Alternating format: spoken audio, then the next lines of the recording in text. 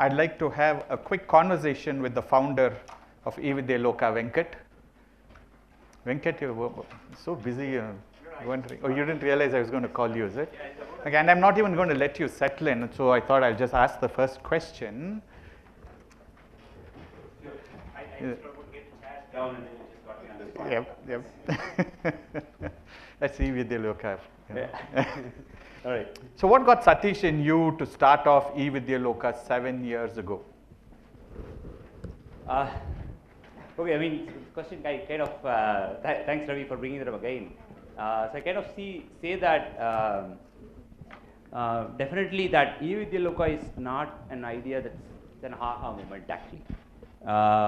It's kind of started off as an experiment, and it's actually since then I could trace its actually germination back to probably a couple of 3 unrelated incidents actually, right? I mean, one is when Satish attended the social entrepreneurship conference in XLRA and kind of got ticked about this unleashing the power of voluntarism on one end, and my own experience of actually in Microsoft where the technology component being kind of nourished to kind of see how we can solve complex problems applying technology. And on the third front, when I met a couple of action-oriented people in my interaction during the social entrepreneurship program, again in an institute called Center for Social Innovation Management in Hyderabad. From there onward, what we see today here, eVidyaloka, is clearly an evolution of really collective wisdom, Ravi, actually. Today, what we see here is kind of, I mean, there are so many people here joined in this journey, kind of thinking about it, and part of it, to me, that's eVidyaloka today, actually. What are 3 key takeaways for you in this journey? Oh, okay. Oh, sorry. I'll keep it, try to really short. I mean, there are really, I mean, I didn't have to think too much about it, actually. One is clearly the people, right? That's been probably the single most takeaway that I see in the last few years, the power and the value of actually when a passionate individual is empowered with actually, that brings to the table. The classic example, I mean, what was an idea of 2 individuals today is actually shared by the likes of the people here in this audience and probably thousands more who are actually watching on from across the corners of the world actually run. The second is clearly that I see the child plays a very key enabler role in this whole thing actually, right? He comes with an unadulterated, unbiased state of mind actually, right? The child in a rural India is as smart, intelligent, innocent and curious as any child across the planet, forget urban actually, right? The third and the third significant part that the journey has been given us here is any social innovation that one aspire to scale must and need to learn and work alongside government actually, right?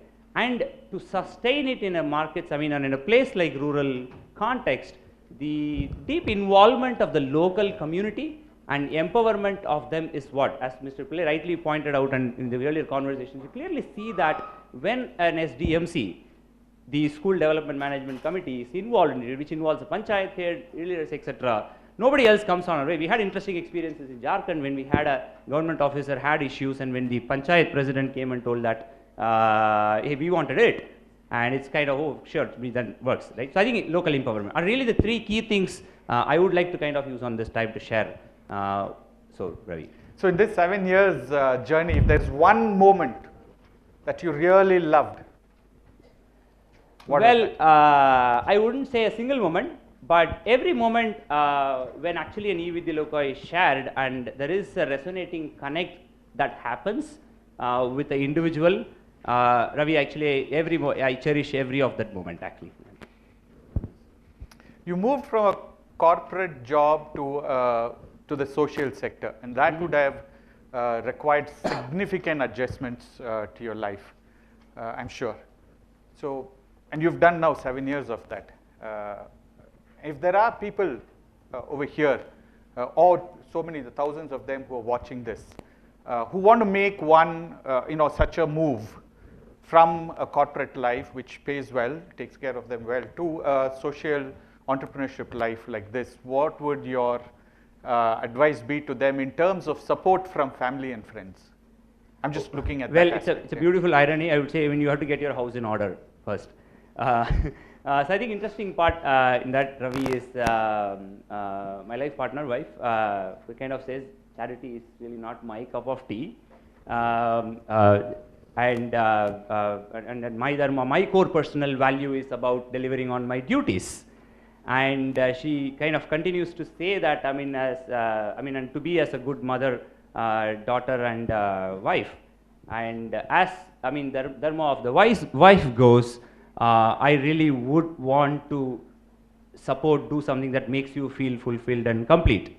And as she goes on to say that I know that you as a son, daughter, I mean father or husband, you would never let us down. I really want to thank you, Ramya, for being this invisible soul, enabling this. Oh, there you go. Being the invisible soul in actually enabling this larger societal cause. I'm absolutely indebted to that, actually. Thank you so much. Thank you, Venkat. You've always spoken, of how critical our stakeholders are to the success of eVidyaloka. Let's take a look at volunteering as an example. What makes these volunteers unique? I mean, that's been an everyday inspiration today. Volunteering, the bedrock of eVidyaloka is volunteering, actually, right? I'm sure we have some of us here with us today. The kind of, I mean, the people who are involved into this ranges from homemakers, PhD students, retired defense professionals, working professionals, college-going students. I mean, the ranges from, I mean, an age of 16, the youngest volunteer today here is a 16-year-old student from Australia, migrated from Delhi. She speaks fantastic Hindi, actually. To 78-year-old Bengali from Mumbai, actually, right? I think it's the power of optimism the society brings to the table is just overwhelming, I must say, actually, right? And I mean, in fact, as a little gesture, actually, we thought we could actually institutionalize a small recognition framework from an eVidyaloka standpoint, and then we actually ran a little volunteer champion recognition exercise this year. And of course, every volunteer's contribution matters, but some of them could actually be a flag bearers and kind of be role models and inspire others.